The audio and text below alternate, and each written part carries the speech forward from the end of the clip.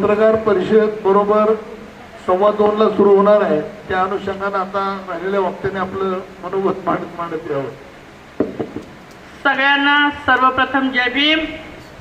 आज या ठिकाणी पश्चिम महाराष्ट्राच्या वतीनं आयोजित विधानसभेच्या वाटाघाटीच्या धर्तीवर एक महत्त्वपूर्ण निर्णय घेण्याच्या या बैठकीचे आजच्या कार्यक्रमाच्या मीटिंगचे अध्यक्ष, पश्चिम महाराष्ट्राचे अध्यक्ष आदरणीय अशोक बापू गायकवाड, तसेच मंचावर उपस्थित महाराष्ट्राचं नेतृत्व, महाराष्ट्राचे प्रदेशाध्यक्ष आदरणीय राजाभाऊ सरोदे, तसेच शहाजी बापू कांबळे साहेब, वायदंडे यांना आणि आदरणीय सर्व डॉलर राजकीय आंबेडकरी चळवळीच्या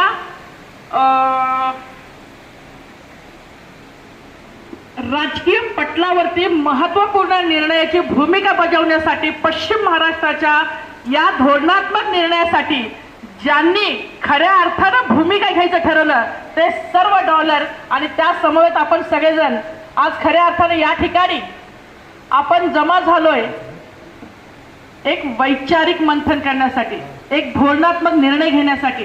मगाशी माझे बंधू शैलेश चव्हाण यांनी अतिशय कमी वेळामध्ये एका गोष्टीकडे लक्ष वेधून घेतलंय.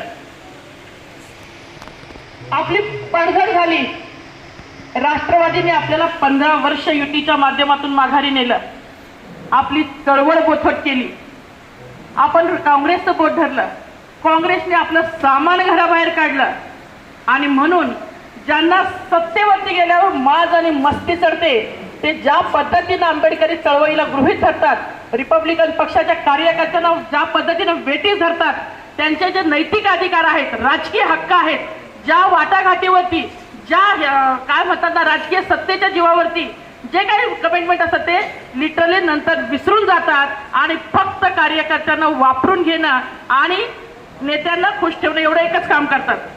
तशाच माध्यमातून दगडापेक्षा वीट मऊ म्हणून 2014ला आपण भाजप समवेत आलो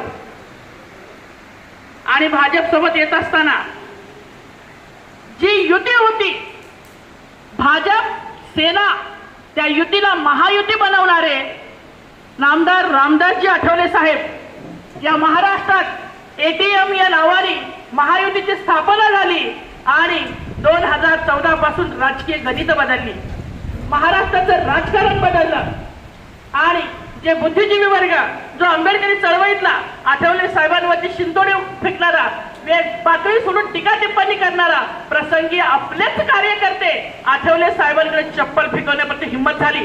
या सगळ्या विरोधाला मोडून आठवले साहेब पूर्ण ताकदीनिशी आज 10 वर्ष झाले त्या भाजपसोबत आहेत. पण 10 वर्ष झाले, सॉरी, आठवले साहेब त्यांच्या सोबत आहेत. पण तरी सुद्धा आजच्या तारखेला खऱ्या अर्थानं रिपब्लिकन कार्यकर्ता हा दलित पॅन्थरच्या मुशीमधून दलित पॅन्थरचं काय म्हणतात रूपांतर रिपब्लिकन पक्षाचे कार्यकर्ते आहेत आणि ह्या दलित पॅन्थरच्या कार्यकर्त्यांना हा अन्याय असह्य झालेला आहे. आणि याच माध्यमातून आपण आज एक धोरणात्मक निर्णय घेणार आहोत आणि तो निर्णय नामदार रामदासजी आठवले साहेब यांची परवानगी असेल तो निर्णय आम्ही मान्य करू असं उत्तम दादा बोलले. रडल्याशिवाय आई सुद्धा दूध पाजत नसते, रडल्याशिवाय आई सुद्धा दूध पाजत नसते. मग नेत्यांसमोर प्रत्येक कार्यकर्ता दररोज रडतोय.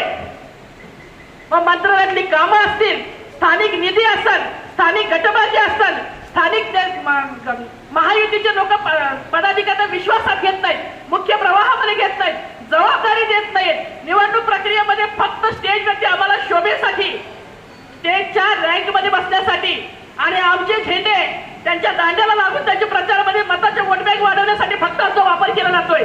हे जर आमच्या नेत्यांना समजत नसेल तर आज खऱ्या अर्थानं भूमिका घेतली पाहिजे.